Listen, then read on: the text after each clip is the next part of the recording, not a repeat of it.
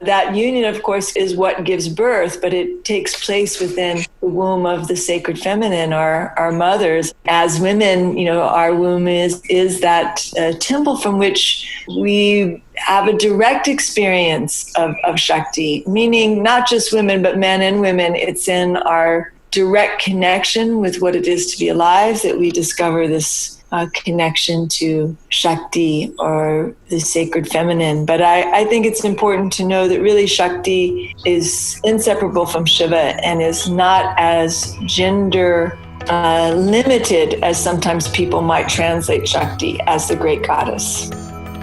Namaste. You're listening to the Savannah Podcast. Join us on an exploration of Eastern spirituality, yoga philosophy, and conscious living for the new age. This podcast is a production of SavannahSpirit.com, the best place to shop for unique clothing, spiritual handcrafted jewelry, healing gemstones, and fair trade gifts from the Far East. Now, here's your host, Brett Larkin. Greetings, everyone. Welcome to the Savannah Podcast. As always, we've got a really great guest in store for you today. Before we dive in, I want to remind you to head on over to savannahspirit.com/contest to enter each and every week for the chance to win an $100 gift card for the Savannah Spirit store. In today's episode, we are going to learn how to step into our courage and connect with our Shakti energy, regardless of whether you are man or woman, in this very powerful conversation with Master Yogini, Shiva Rea. Shiva Rea is the founder of Prana Vinyasa Yoga. She's integrated the roots of Vinyasa, Yoga, Ayurveda, and Tantra in creative and life-transforming courses, workshops, retreats, and trainings, as well as in over 27 home practice DVDs. She's teaching next at the Arise Music Festival, August 4 through 6 in Loveland, Colorado. And in our conversation today, Shiva Rea is going to share with us her personal evolution from the structure of Ashtanga yoga to listening to what she calls her own sway. And she's going to teach us how to access this as well. But this led to her actually finding her own style of yoga, which she now shares and teaches around the world. She's going to share with us how she creates time and space for her personal practice. And we're going to get to hear the story of her own Shakti awakening. And we're going to share with you how you can tap into your own prana and courage, whether you're practicing alone at home or attending one of the amazing yoga and music festivals where Shiva Rea often teaches. Shiva, thank you so much for being on the show today. I'm so glad to have you here. Yes, thank you. I'm curious to hear about what the yoga landscape looked like when you first entered it years ago and what brought you to the practice. And you've transformed the practice, I think, in so many ways through your own style of yoga and incorporating dance. Is there a particular story or anecdote where you first experienced yoga and then had some idea about how you wanted to teach and maybe transform this practice in your own way? Yes. Well, first I want to say that, whether I don't ever feel that I'm transforming yoga, but rather as yoga transforms me, I feel we're all part of this evolution in consciousness. And certainly yoga has helped actually from all of our ancestors.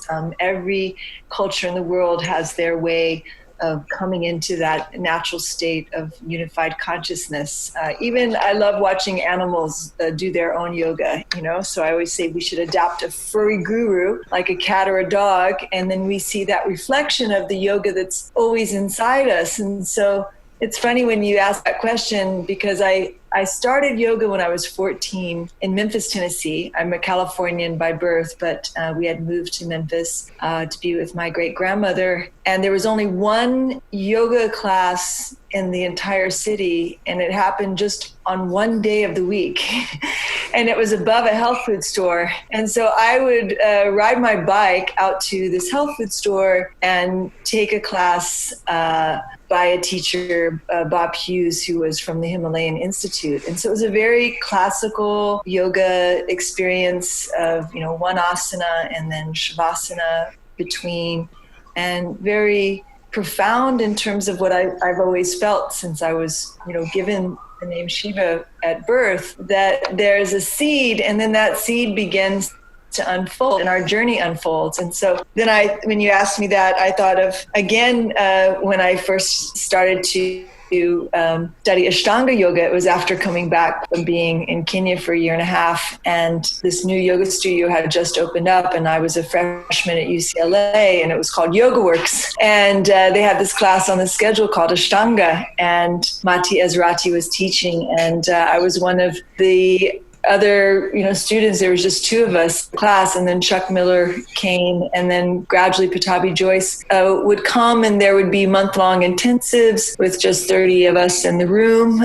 And so I started to go on the journey through the Krishnamacharya lineage and studied with many amazing Ashtanga teachers, Iyengar teachers, teachers from Desikachar's lineage, as well as studying with Desikachar and having the fortune later to meet Iyengar. And then I think the part which you're talking about of, the transformation that does happen after we've been simmering for many years in the practice and even simmering and teaching. And that to me was really the initiation of awakening in Tantra and becoming a mother and really going deeper into the Shakti traditions of yoga. So I'd say the biggest change has been in offering vinyasa as an evolution from Krishnamacharya's lineage in a time when nobody even knew what vinyasa flow was. So each of those junctures that I've talked to you about, it was really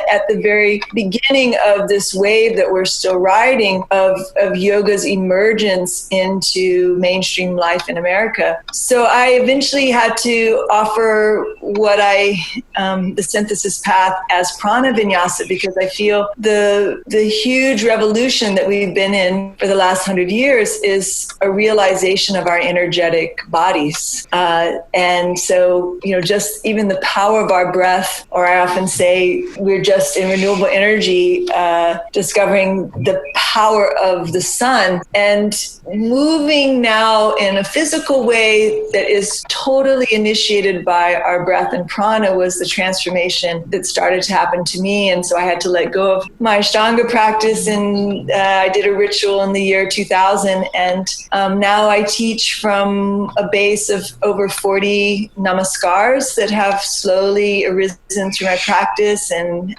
are taught all over the world by amazing teachers who've been part of our teacher trainings over the last 15 years. And so I teach in a mandala whenever we can, in a circle. We teach as yoga as movement meditation. And so the main difference is that is all these beautiful paths of yoga are breath centered, but literally every asana you can feel the pulsation of the breath as the underlying flow of alignment. So I would say from the outside, the biggest change, if someone was looking on the inside, is perhaps an integration of the way of the yoginis, or the way of one of my teachers, Danielle Odier, whose teacher was a yogini, Lalita Devi, where the sahaja, or the spontaneous movement, the fluid movement, or the wave-like movement of prana is really integrated. And certainly when I was first studying in the Krishnamacharya lineage, there was pretty much just holding of asanas, static asanas. And now I can see that there's a huge change in the yoga world, and I feel part of that evolution. I would love for you to define the words Tantra, and then you also talked about a Shakti awakening. Can you tell our listeners more about both those things? Sure. I hope I can say this in a friendly way, because I have many of my friends who are deep into Sanskrit giving me refinement all the time. Usually it's Tantra rather than Tantra, because it comes from the root tan, T-A-N, which means to weave or also to expand. And so I think the main hallmark of Tantra as it evolved, they say Tantra is the closest to kind of the indigenous roots of the, pre-Vedic culture of India, in which the Great Mother and a connection to the sacred feminine is inseparable from the sacred masculine. So most people are of Shiva and Shakti being that union of the sacred masculine and sacred feminine. So the most important thing I think about understanding Tantra for modern practitioner is that it's really the soil from which asana practice, embodied movement meditation emerges. So I've been I've been on over 15 pilgrimages back to India and also working with different scholars to really understand the role of Namaskar, there's not just Surya Namaskar, but before that there were prostrations that were the kind of almost like the placeholder from which Surya Namaskar and perhaps different types of sequences of asanas emerged. So the roots of Tantra really bring us to this experience of our body as a divine vehicle, not so much a transcendent spiritual path, but one of embodying consciousness. And so that's really also the importance of Tantra kind of historically in the yoga tradition is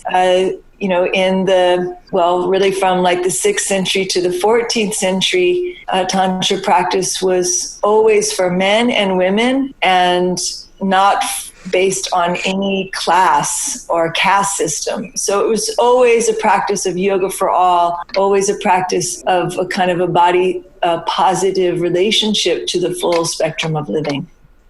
Yeah, my teacher, Alan Finger, when he talks about Tantra, he says something similar, right, about how it's bringing wisdom into our daily life, which I really love. And tell us a little bit about Shakti now. I'm curious to hear from you. Yes.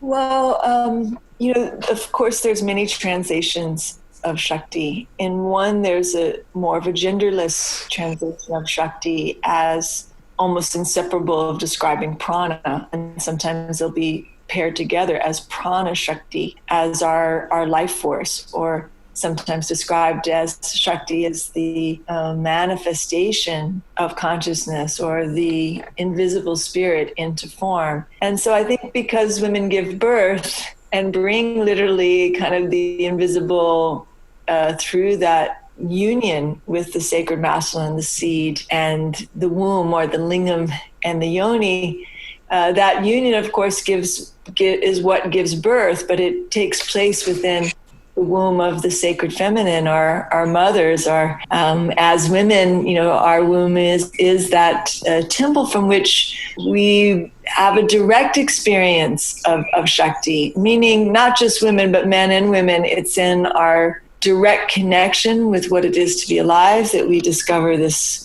connection to Shakti, or the sacred feminine. But I think it's important to know that really Shakti is inseparable from Shiva and is not as gender limited as sometimes people might translate Shakti as the great goddess. So tell me a little bit about your background, because I correct me if I'm wrong, but I think similar to me, you have quite a large background in dance. And I'm curious to hear a little bit about how and at what moment, and you talked a little bit about this, but all of a sudden it went from strict Ashtanga yoga to maybe pulling in some of that more fluid movement, or maybe were you drawing from your background in dance? Can you tell us about that? Yes, and because I think you did say, well, what was the Shakti awakening? Yes, I definitely want to hear about your Shakti awakening if you're willing to share.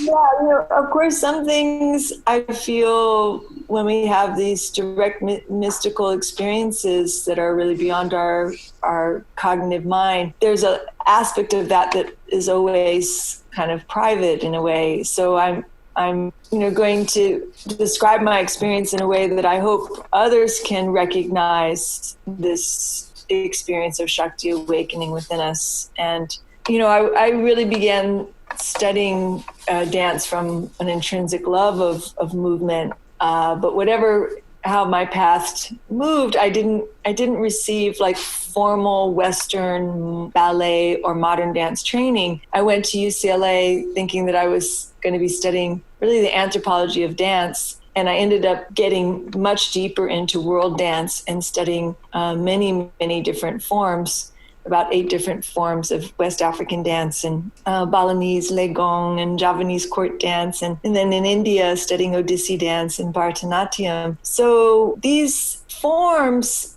started to definitely create this experience of, let's say, the yoga of dance, and particularly forms that have, like in the Devadasi tradition in India, where classical dance emerges, there's this experience that the ritual of dance opens the dancer to being moved by the spirit, by the spirit of the divine, a larger current than oneself. And I think, of course, dancers who are involved in creative expression and modern dance, I had so many amazing mentors also, even though that wasn't my main form of study, but in terms of improv and kind of awakening the creative flow before we kind of begin to stylize it into performance. And I think that's the interesting space that yoga and dance can deeply inform each other. And I think sometimes the technical aspect of structural asana can be a imposition upon people having this experience of,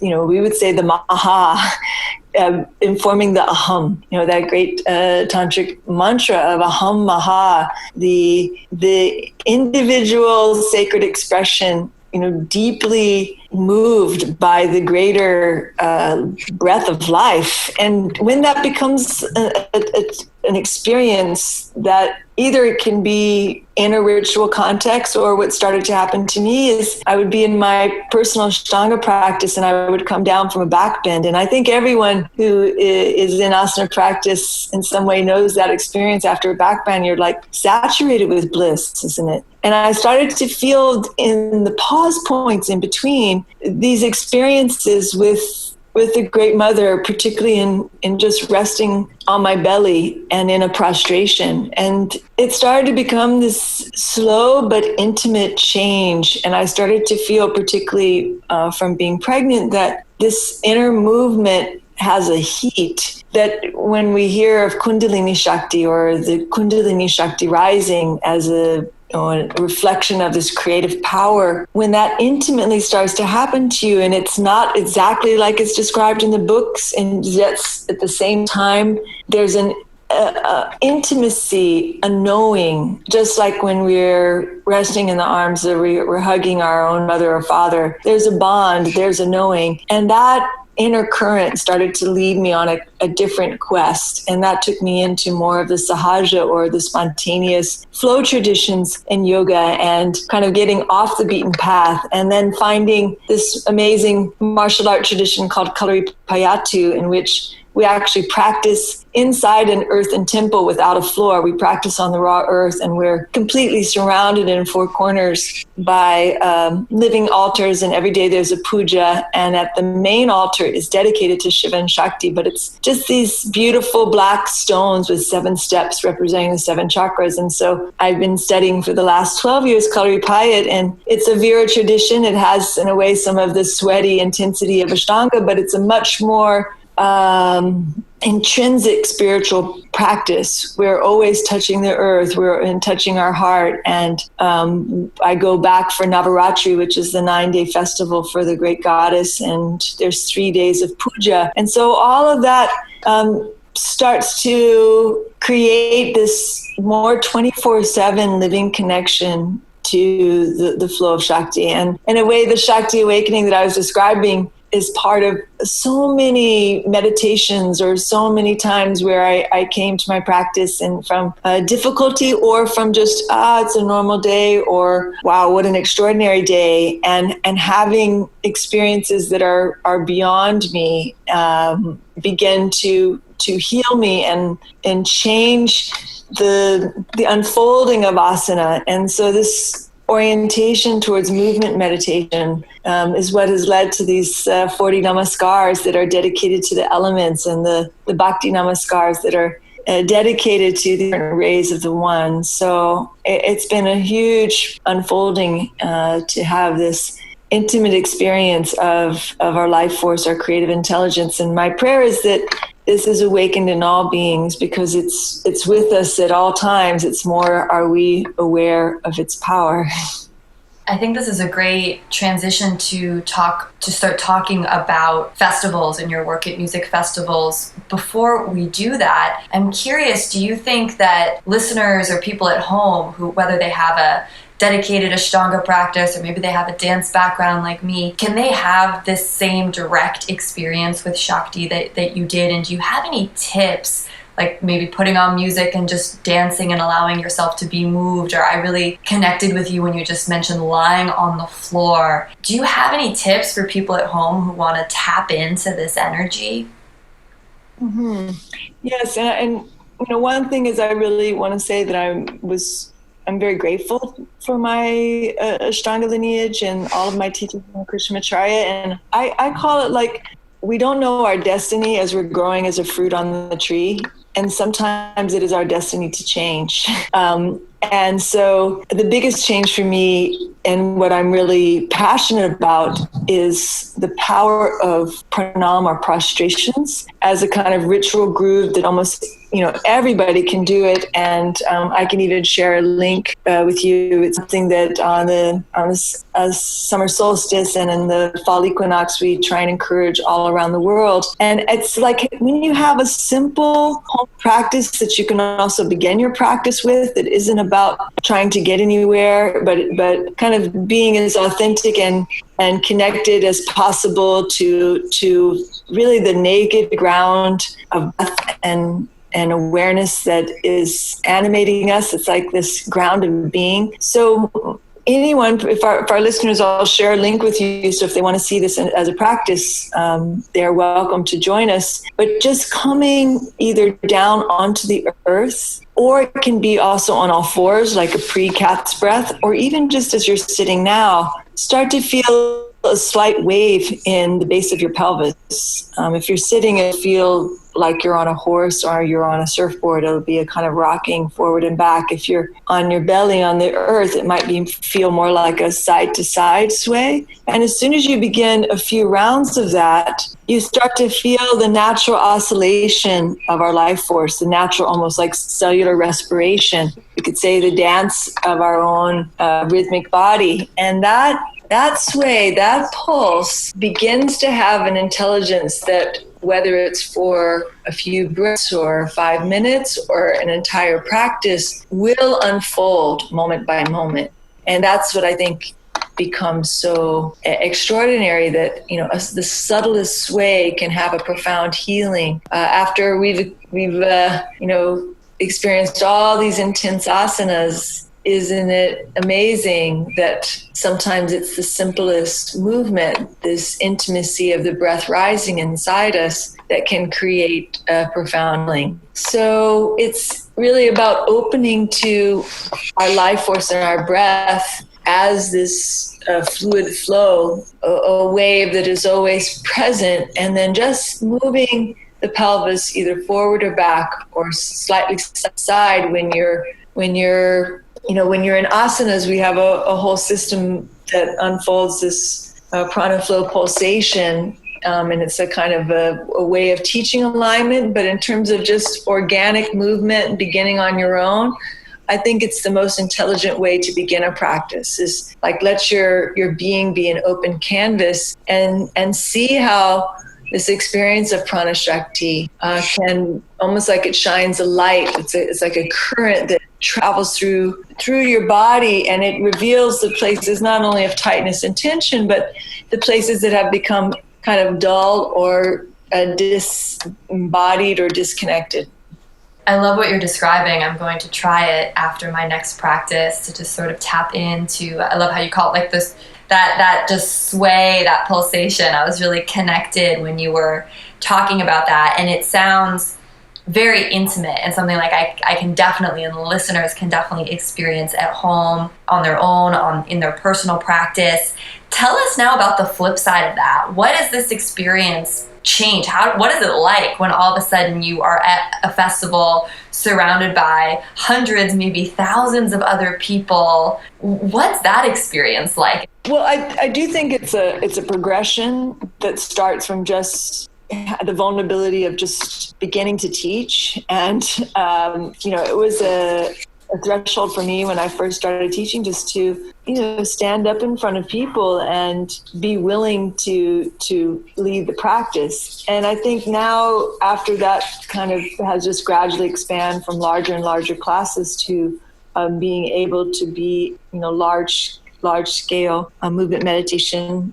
Even like I was involved in yoga on the Mall just right before the election, and we were under Washington Monument, and just to have thousands of people moving and breathing together, for me, is a really humble honor. And that to me is like the most important anchor for a collective movement meditation, is that who's ever leading it is in a way kind of the ability to drop down into my own heart, down into my own roots, and then offer what has been simmering inside, but in a spontaneous way, and then see this magic that unfolds, that is only able to unfold from the collective itself. So for me, the power of festivals and what's changed me from teaching in festivals around the world is that it really isn't the place of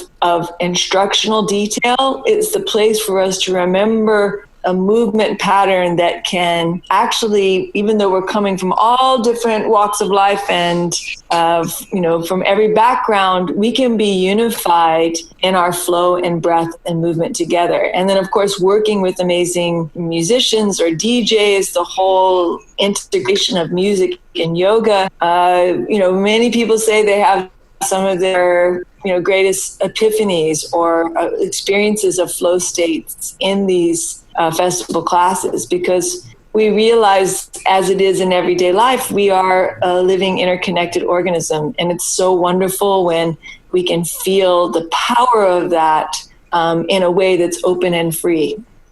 What I'm hearing you say is that it sounds like you're not going into these festival classes with a class plan that's written out in a notebook. You are just almost there and improvising somewhat, like.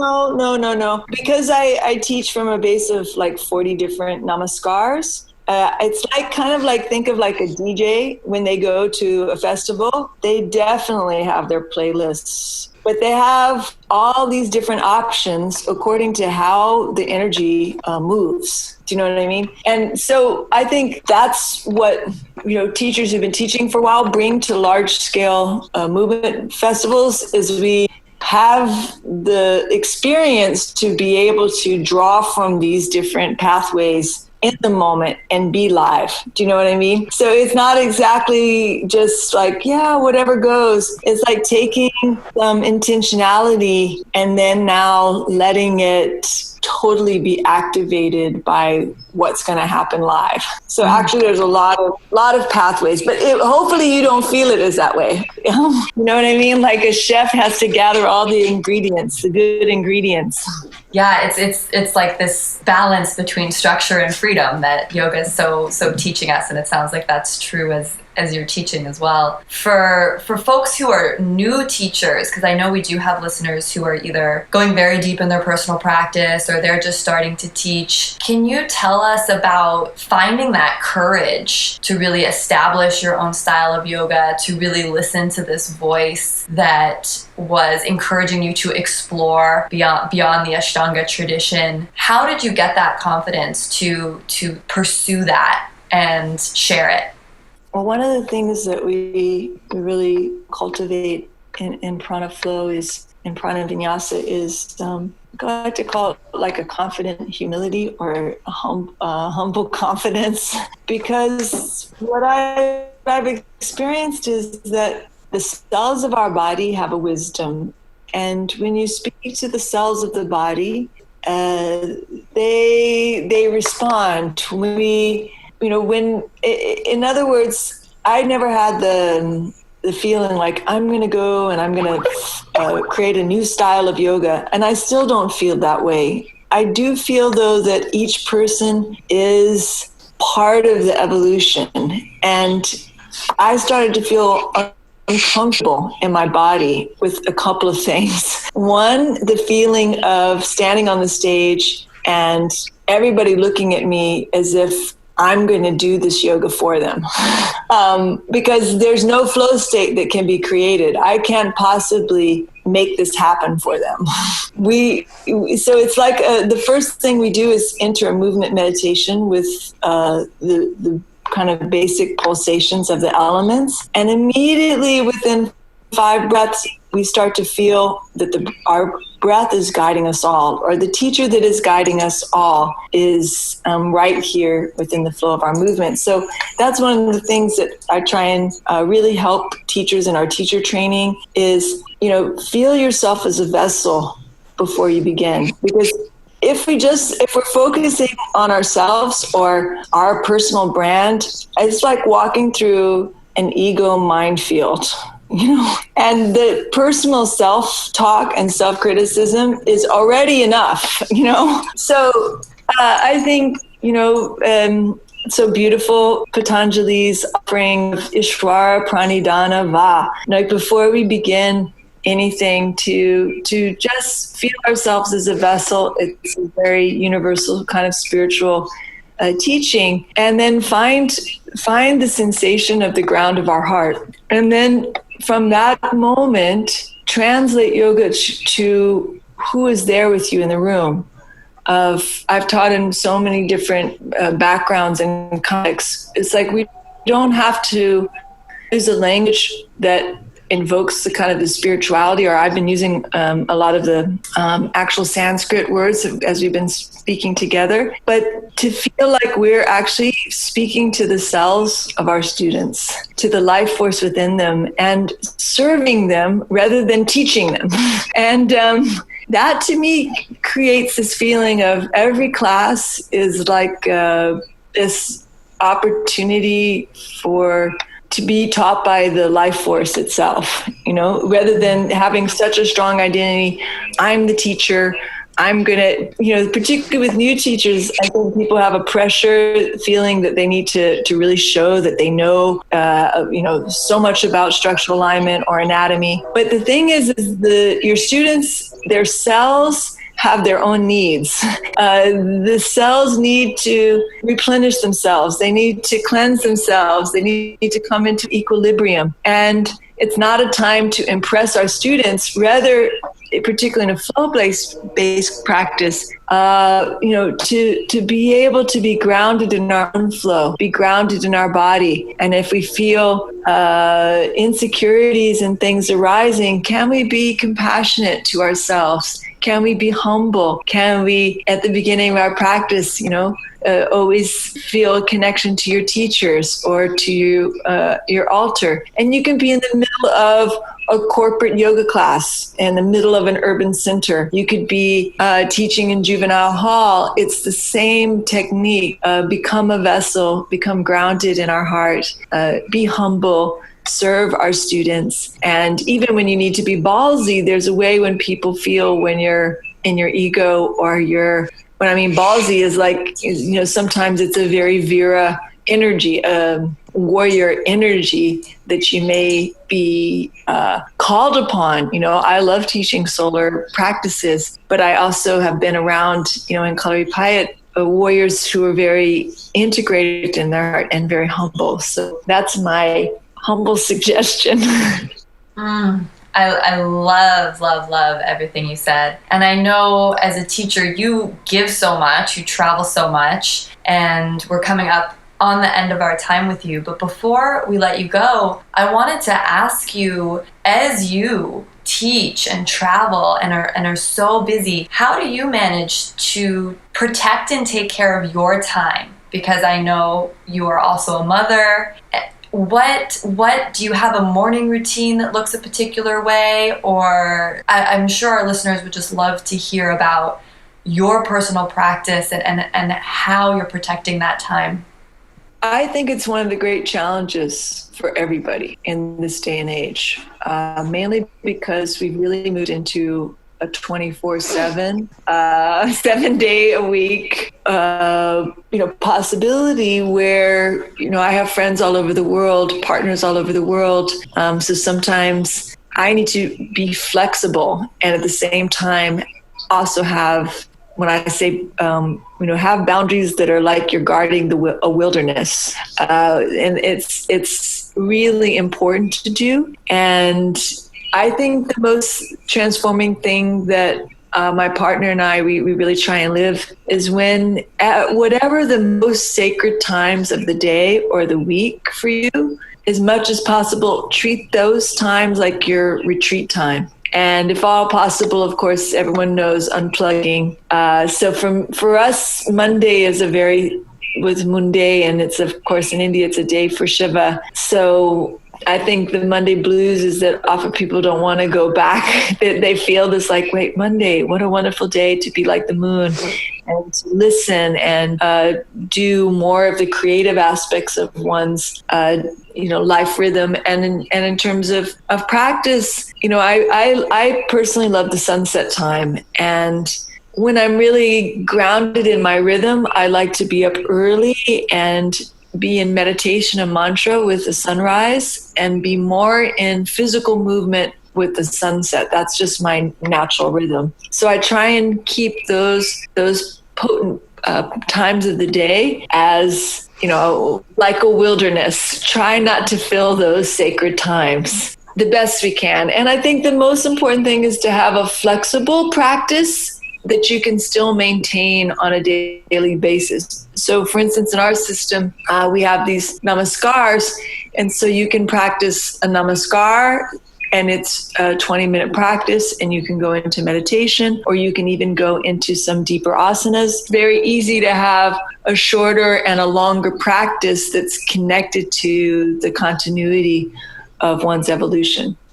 Thank you so much for sharing that, because I think a lot of us have this impression that big teachers are, strictly up at 5 a.m. or 4 a.m. every single morning. And what you're saying is that you do have these sacred times of the day, but that we all just have to embrace flexibility, and that you are as well, as you schedule and collaborate with people from all over the world. And I appreciate you saying that about the sunset too, because I think a lot of people get home from work and they think, they kind of miss their opportunity for that powerful practice. And you're saying that actually it is at the sunset that you like to do more of a movement practice. So I think that's really exciting and a great message to share. Wonderful. Do you have any last words or little tokens of wisdom you want to share before we let you go? Any advice for listeners as they manage the busy schedule we all have? Yeah, I think I just want to encourage us to be tender and loving with ourselves and with each other. We've never lived in times like these before, and that's also the incredible potentiality that's we're living in, and at the same time, this vulnerability. And it's really important to be engaged and to be an activist in whichever way you're called. So my focus is on energy activism and connecting with indigenous roots wherever I go. So I'm very involved with connecting with the Shumash here at Wishtoyo Shumash Village, and we have a solar lantern project and a solar home and an electric car, and just try and, carbon offset and just keep the message. This is going to happen by the people asking for the changes that are inevitable, right?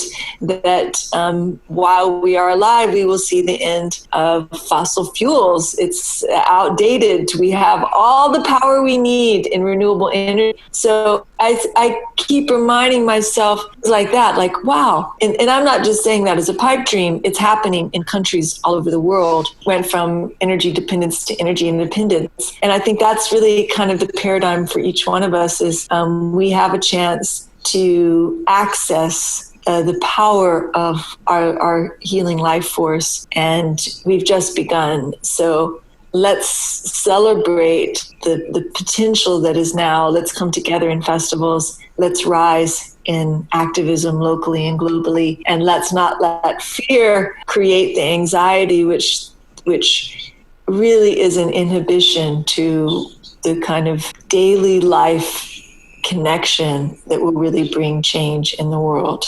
So stay tender, loving, courageous, and I look forward to seeing you down the path, and I hope at Arise Festival coming up.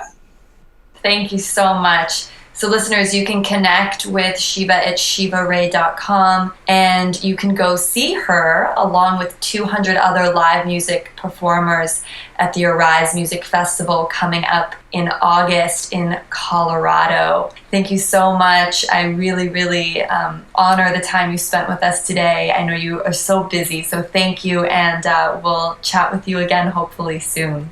Namaste.